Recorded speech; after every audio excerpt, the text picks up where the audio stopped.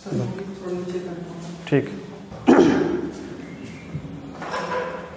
Hello students, Gautam classes for English का online YouTube channel यानी GTM English में एक बार फिर से आपका स्वागत है। मैं कुंदन गौतम आप लोगों को पिछले वीडियो में वर्ब के बारे में समझाया था। आज हम उसी का एक नेक्स्ट टॉपिक ऑक्सिलरी वर्ब लेके आए हैं और उस ऑक्सिलरी वर्ब में मैं आपको पिछले वीडियो में ही समझाया था कि ऑक्सिलरी वर्ब क्या होता है, मेन वर्ब क्या होता है। इस वीडियो में हम ऑक्सिलरी वर्ब चैप्टर्स को समझाएंगे, how many types of auxiliary verb and what is the real implementation of auxiliary verb. So let's start auxiliary verb. What do you mean by auxiliary verb? Once again एक बार हम फिर से देखते हैं कि ऑक्सिलरी वर्ब क्या होता है। ऑक्सिलरी वर्ब को सामान्यतः लोग हेल्पिंग वर्ब के नाम से भी जानते हैं। बहुत लोगों को आपने सुना होगा, बहुत ग्रामेरियन भी इसे हेल्पिंग वर्ब कहते हैं। ये एक्चुअली सेम ही होता है, सेम नेम होता है दोनों का, लेकिन थोड़ा सा डिफरेंस दोनों में होता है। मैं उसके बारे में भी डिस्कशन करूंगा एग्जांपल बता के। पहले हम देखते हैं कि इसका क्या डिफिनीशन है। पहले इनके डिफिनीशन पे हम लोग थोड़ा गौर कर लेते हैं कि what do you mean by auxiliary verb. Auxiliary verb actually it is a verb which is used to help the main verb, यानी ये मेन वर्ब की सहायता करता है। मेन वर्ब की सहायता किस लिए करता है? तो टू कंप्लीट इट्स मीनिंग, अपने अर्थ की पूर्णता के लिए। यानी ऑक्सिलरी वर्ब सामान्यतः आपको अगर पूछा जाए कि ये क्या है तो आप कहेंगे ये एक ऑक्सिलरी वर्ब है, लेकिन इसी ऑक्सिलरी वर्ब एम का प्रयोग मेन वर्ब के रूप में भी करते हैं और हम उसे एक हेल्पिंग वर्ब का भी नाम देते हैं। मैं दोनों एग्जाम्पल में बताता हूँ। अगर आपसे कोई पूछे कि एम क्या है तो आप कहेंगे ऑक्सिलरी वर्ब। इसका क्या नाम देंगे हम? Auxiliary verb. मैं इसके सारे टाइप्स को बताऊंगा, फिलहाल मैं एग्जाम्पल से आपको इस डिफिनीशन को प्रूव कर रहा हूँ। फिर हम दूसरा एग्जाम्पल लेते हैं, I am reading a book. मैं एक किताब पढ़ रहा हूँ। आप इस सेंटेंस में देखेंगे कि रीडिंग V4 यानी मेन वर्ब है, पिछले वीडियो में मैंने इसके बारे में बताया था आपको, और M यहाँ पर हेल्पिंग वर्ब है। इसे हम ऑक्सिलरी वर्ब का नाम नहीं देते हैं। जनरली ये हेल्पिंग वर्ब कहलाता है। क्यों? क्योंकि ये हेल्प कर रहा है। किसकी सहायता कर रहा है? मेन वर्ब की सहायता कर रहा है। क्या सहायता करने का मतलब क्या हो गया? तो ये अब इस सेंटेंस के अर्थ की पूर्णता के लिए इसे कोऑपरेट कर रहा है, इसे हेल्प कर रहा है। अब इस दूसरे सेंटेंस में हम देखते हैं, आई एम अ बॉय। इस सेंटेंस में एम का प्रयोग किस चीज़ के रूप में हुआ है? तो यहाँ पे ये मेन वर्ब है। आप गौर करेंगे कि इस सेंटेंस में ये एक ही वर्ब है, इसमें अन्य कोई मेन वर्ब नहीं है जो किसी की ये हेल्प करेगा। अर्थात हम कह सकते हैं कि am is used as a main verb in this particular sentence. Am is used as helping verb and in this situation am is used as an auxiliary verb. यहाँ पर एम ऑक्सिलरी वर्ब के रूप में प्रयोग है, यहाँ पर helping verb और यहाँ पर मेन वर्ब। हम सिर्फ नाम अलग अलग देते हैं, सबका मतलब लगभग समान ही है। अब हम इन चीज़ों को आगे बढ़ाते हैं और उसके बाद देखते हैं types of auxiliary verb. Auxiliary verb के कितने टाइप्स होते हैं? ऑक्सिलरी वर्ब का आपको डिफिनीशन मैंने बता दिया था कि जो मेन वर्ब की सहायता करता है उस वाक्य के अर्थ को स्पष्ट करने के लिए। सो अगेन हम लोग स्टार्ट करते हैं इस चीज़ को। ऑक्सिलरी वर्ब के कितने टाइप्स होते हैं? मैंने पिछले वीडियो में बताया भी था इस चीज़ को। इसका दो टाइप होता है, प्राइमरी ऑक्सिलरी वर्ब और दूसरा होता है model auxiliary verb. Actually there are two types of auxiliary verb. First one is primary auxiliary verb and second one is modal auxiliary verb. I would like to define one by one. First one is primary and second one is modal. So how can we say that primary auxiliary verb and modal auxiliary verb, these are totally different things? What does it mean of primary auxiliary verb? इसका मतलब क्या होता है? पहले आप इस चीज़ को हिंदी में समझिए कि प्राइमरी ऑक्सिलरी वर्ब क्या होता है। प्राइमरी ऑक्सिलरी वर्ब वो होता एक ऐसा ऑक्सिलरी वर्ब होता है जो हर व्याकरणिक परिस्थिति में एक ही अर्थ रखता है। यानी सामान्य रूप से आप ये समझिए कि इज का मतलब क्या होता है? है का अर्थ किसी व्याकरण के सेंटेंस में है ही अर्थ होगा, इसका अर्थ कभी था या गा नहीं हो सकता है। इसका अर्थ हमेशा है होगा, इसका अर्थ था नहीं होगा, गागेगी नहीं होगा। लेकिन मॉडल ऑक्सिलरी वर्ब एक ऐसा ऑक्सिलरी वर्ब होता है जिसका विभिन्न व्याकरणिक परिस्थितियों में अलग अलग अर्थ होता है। मतलब ये हुआ कि अगर आप मे का प्रयोग करते हैं यहाँ पे, तो मे का डिफरेंट ग्रामेटिकल सिचुएशन में डिफरेंट मीनिंग आता है। मे आई कम इन सर, ये अनुमति लेने के लिए हो गया। इट मे रेन टुडे, आज वर्षा हो सकती है, यहाँ पे संभावना का बोध हो रहा है, यहाँ पे पॉसिबिलिटी का बोध हो रहा है। तो मेरे कहने का सामान्य सा अर्थ हुआ कि जो मॉडल ऑक्सिलरी वर्ब होते हैं वो विभिन्न व्याकरणिक परिस्थितियों में अलग अलग अर्थ देते हैं, जबकि प्राइमरी ऑक्सिलरी वर्ब सभी व्याकरणिक परिस्थितियों में, अलग अलग व्याकरणिक परिस्थितियों में एक ही समान अर्थ देते हैं। मतलब ईच का मतलब है तो हर व्याकरणिक परिस्थिति यानी हर तरह के ग्रामेटिकल सेंटेंस में एक ही मीनिंग आएगा। ठीक है, तो मैं इसको एक बार फिर से डिफाइन कर दूं इंग्लिश में। What does it mean of primary auxiliary verb? Actually it is an auxiliary verb which has similar meaning on different grammatical situation, whereas model auxiliary verb it is an auxiliary verb which expresses different meaning on different grammatical situation. That means that there is a difference between primary auxiliary verb and model auxiliary verb. मैं इसके types को बताता हूँ, primary auxiliary verbs कौन कौन होते हैं, और फिर मैं बारी बारी से सबको एग्जाम्पल से भी समझाते चलूँगा।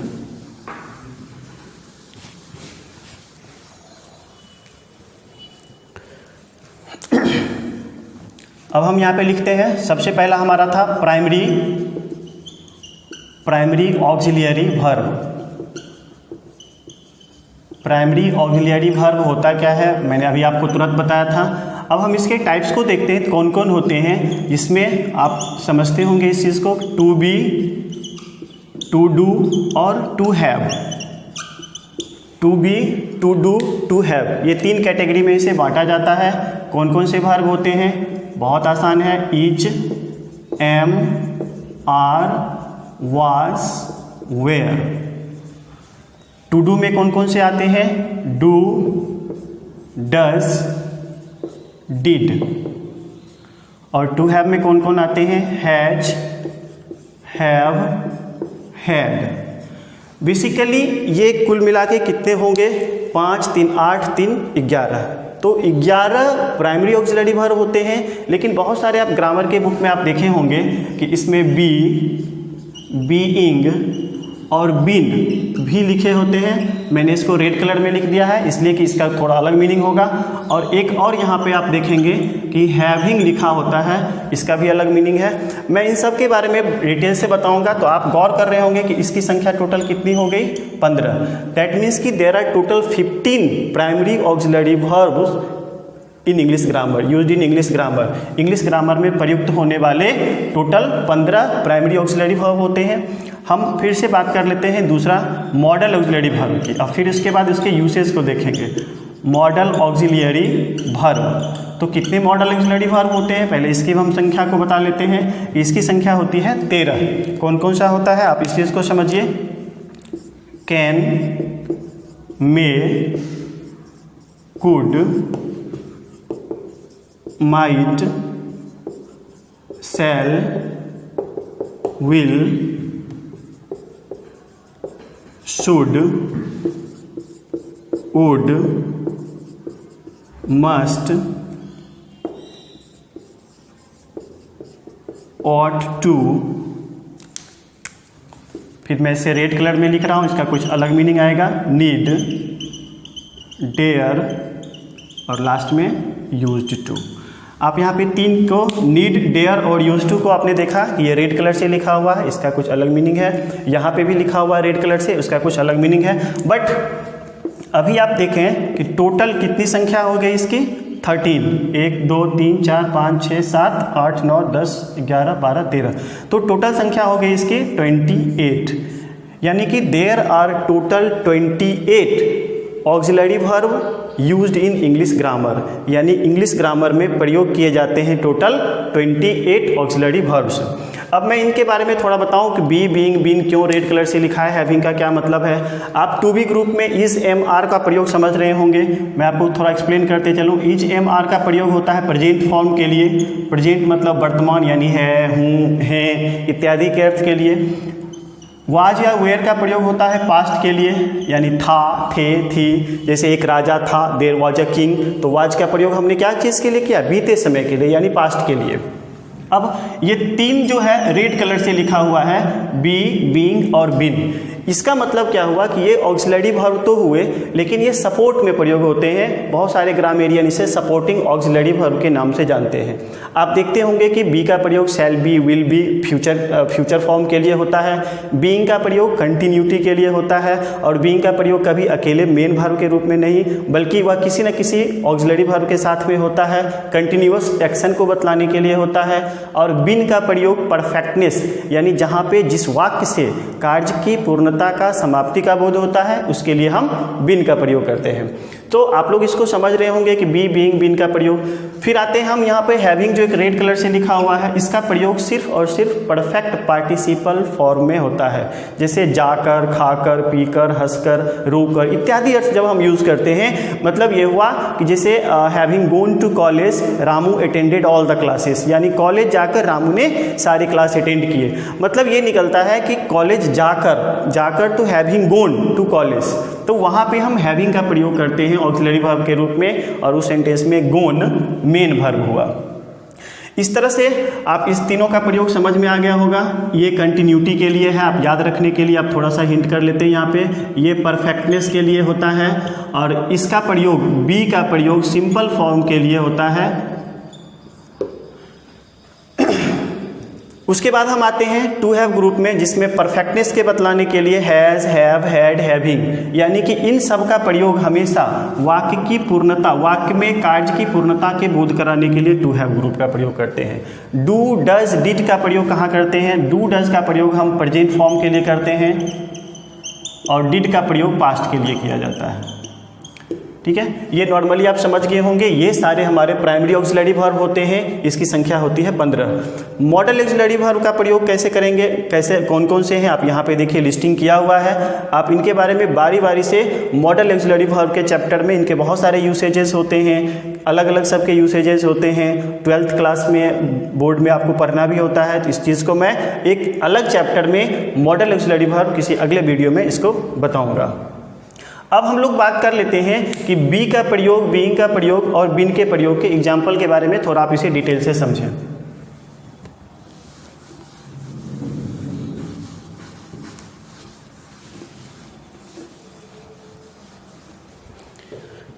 जैसे मैं लिखता हूं यहां पे, I shall be a doctor,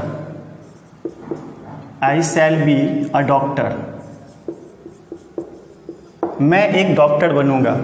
इस सेंटेंस में देखिए सब्जेक्ट हो गया, ये हेल्पिंग वर्ब हो गया, और ये यहाँ पे मेन वर्ब हो गया, यानी कि इसका प्रयोग, बी का प्रयोग आपने यहाँ पे मेन वर्ब के रूप में किया है। अब हम दूसरे सेंटेंस में देखते हैं, I will be reading a book, मैं एक किताब पढ़ रहा होऊंगा। इस सेंटेंस में बी का प्रयोग हेल्पिंग वर्ब के रूप में हुआ है, यानी मेन हेल्पिंग वर्ब हमारा कौन सा है, मेन ऑक्सिलरी वर्ब या हेल्पिंग वर्ब यहाँ पे आप कहें तो ये हुआ विल, लेकिन विल के साथ लगा हुआ तो ये supporting helping verb, supporting auxiliary verb, बहुत सारे ग्रामेरियन इसका नाम देते हैं सपोर्टिंग ऑक्सिलरी वर्ब। यानी यहाँ पे बी का प्रयोग मेन वर्ब के रूप में, यहाँ पे बी का प्रयोग क्या हुआ है, हेल्पिंग वर्ब के रूप में हुआ है। मैं एक सामान्य सा एग्जाम्पल देता हूँ और इस तीनों चारों में आप डिफरेंस को समझ जाएंगे। आप एक दुकान की बात करते हैं, एक सामान्य सा एक दुकान है, एक दुकान, एक किसी लिट्टी का, छोले भटूरे का दुकान आप देखते हैं, जहाँ पे एक होता है, एक मालिक होता है, और एक जो ये मालिक होता है ये पैसा वसूलता है। अब हम इसके एक होता है यहाँ पे जो उसको छान रहा होता है, उसको बना रहा होता है, और एक छोटा सा एक और नौकर होता है जो उसको कस्टमर को सर्व करता है, पानी पहुँचाता है इत्यादि।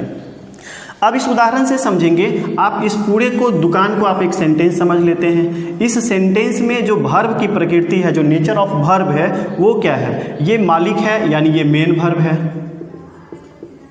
ये क्या हो गया, हमारा मेन वर्ब हो गया। यानी कि इस अगर दुकान में ये नहीं रहेगा तो दुकान चलेगा ही नहीं, यानी बिना मालिक का दुकान तो चलेगा नहीं।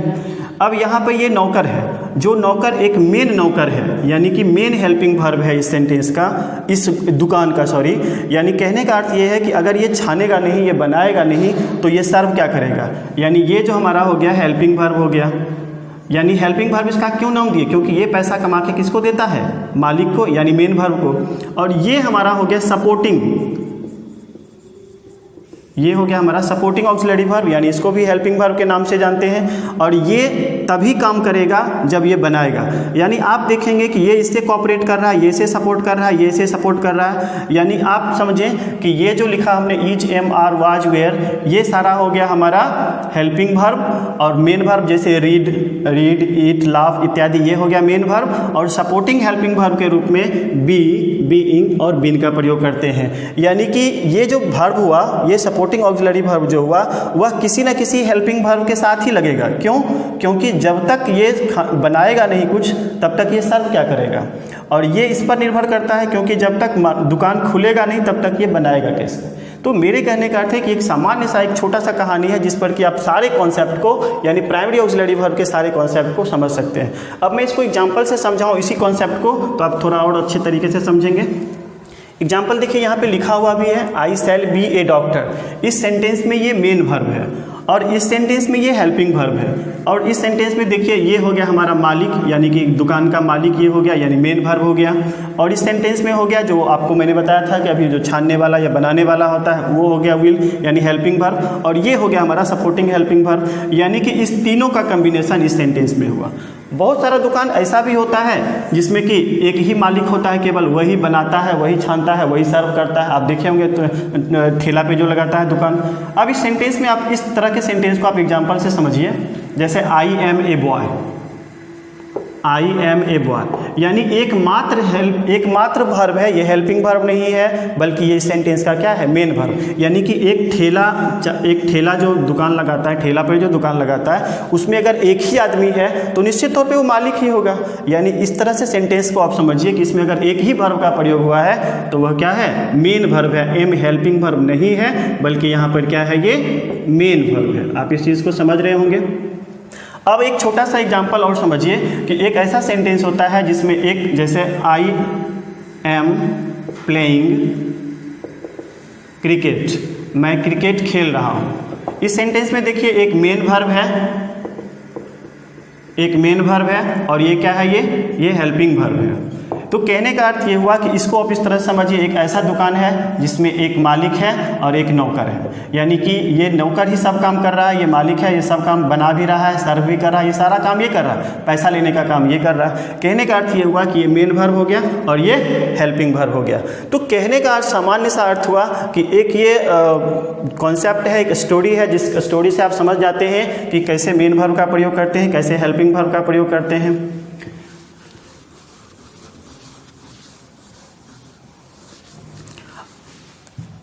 अब मैं आपको एक छोटा सा और स्टोरी सुना के आपको एक कॉन्सेप्ट समझाता हूँ कि किस प्रकार से जब एक सेंटेंस में एक ही वर्ब का प्रयोग हुआ है तो वह मेन वर्ब ही होता है। सपोज दैट एक ये घर है, अब वो दुकान नहीं है बल्कि अब ये क्या है, एक घर है। एक दूसरा सा एग्जाम्पल हम लेते हैं, एक ये घर है और इस घर में एक मालिक है। बिना मालिक का तो कोई घर हो नहीं सकता, ऐसा तो कोई घर नहीं हुआ कि इसका कोई मालिक ही नहीं हो। यानी कि ये घर है और इसका एक मालिक है, यहाँ पे एक नौकर भी है, यहाँ पे एक नौकर भी है।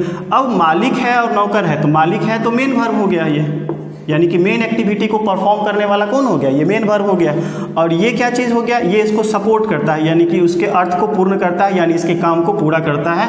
तो ये हो गया हमारा हेल्पिंग वर्ब, ठीक है।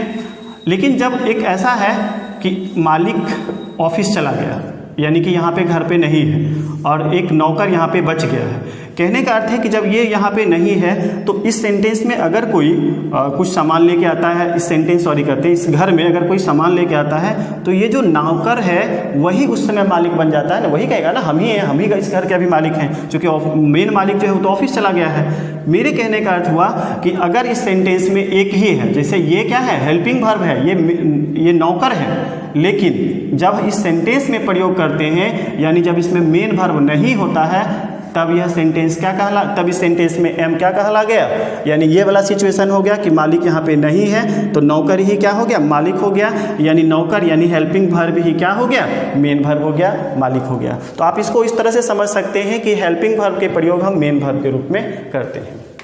ठीक है, अब मैं एक बात करता हूँ, इसमें रेड कलर से जो लिखा हुआ यहाँ पर है बीइंग का प्रयोग। बीइंग का प्रयोग आप समझ लीजिए इस चीज़ को कि बीइंग का प्रयोग कंटिन्यूटी को बतलाने के लिए, कंटिन्यूटी मतलब क्या, कोई काम निरंतर हो, जारी हो, निरंतरता को बतलाने के लिए हम बीइंग का प्रयोग करते हैं। जहाँ भी क्रिया से निरंतरता का बोध हो रहा होगा, लेकिन हम इसका प्रयोग पैसिव वॉइस में करते हैं। जैसे a letter is being written by me, मेरे द्वारा एक पत्र लिखा गया है, मेरे द्वारा एक पत्र लिखा गया है। आप इस चीज़ को समझिए कि बीइंग का प्रयोग इस सेंटेंस में मेन वर्ब क्या हमारा है, यहाँ पे V3 के रूप में है, पास्ट पार्टिसिपल फॉर्म में यूज़ किया गया है, यानी ये है हमारा मेन वर्ब, ये हो गया हमारा हेल्पिंग वर्ब, और ये हमारा हो गया, फिर से मैंने आपको बताया था, ये सपोर्टिंग हेल्पिंग वर्ब है। यानी कि ये जो छोटा नौकर होता है जिसके बारे में मैं अभी स्टोरी में बता रहा था, यानी कि वो ये है, यानी इस हेल्पिंग वर्ब को की सहायता करने वाला, को कोऑपरेट करने वाला, ये बीइंग हो गया। तो आपने इस एग्जाम्पल में आपको बीइंग का प्रयोग हमने बताया सॉरी। अब बीन का प्रयोग हम देखते हैं, एक एग्जाम्पल फिर से लेते हैं। आई हैव बीन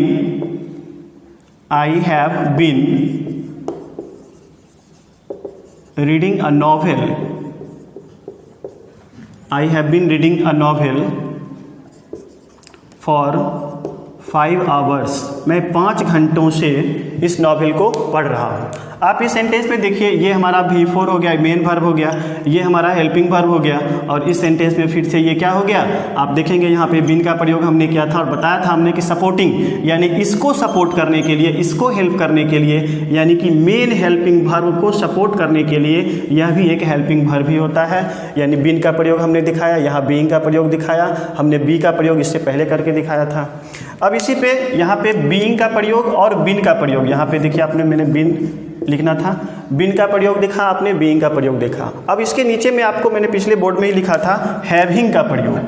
हैविंग का प्रयोग परफेक्ट पार्टिसिपल में हेल्पिंग वर्ब के रूप में हम करते हैं। वो कैसे करते हैं वो देखिए, जैसे जहाँ पे जाकर, खाकर, पीकर अर्थ रहेगा, having gone to college Ramu attended all the classes, Ramu attended all the classes, यानी कि रामू ने सारे क्लास अटेंड किए कॉलेज जाकर, यानी कॉलेज जाकर रामू ने सारे क्लास अटेंड किए। मेरे कहने का सामान्य सा अर्थ हुआ कि जब एक क्रिया खत्म हो गई, यानी समाप्त हो गई, यानी परफेक्टनेस का बोध हो गया, तब हम हैविंग प्लस V3 का प्रयोग करते हैं, और यही बेसिक स्ट्रक्चर होता है परफेक्ट पार्टिसिपल का। तो आपने हैविंग का प्रयोग भी हेल्पिंग वर्ब के रूप में देखा, बिन का प्रयोग देखा, बीइंग का प्रयोग देखा, इससे पहले बी का प्रयोग देखा, और इन सब का प्रयोग आप सामान्य रूप से, चूंकि ये तो बचपन से आप पढ़ते आ रहे होंगे, इस चीज़ को आप सामान्य रूप से is, am, are, was, were, ये बहुत आसान है, इस चीज़ को आप समझते होंगे। और इन सारे चीज़ों का प्रयोग हम लोग अगले चैप्टर, यानी कभी हम टाइम एंड टेंस का वीडियो बनाते हैं तो उसमें आपको सामान्य रूप से इसको मैं समझाऊंगा। तो इस तरह से हमारा ये प्राइमरी ऑक्सिलरी वर्ब हो गया। हम फिर से मॉडल ऑक्सिलरी वर्ब की बात कर लेते हैं।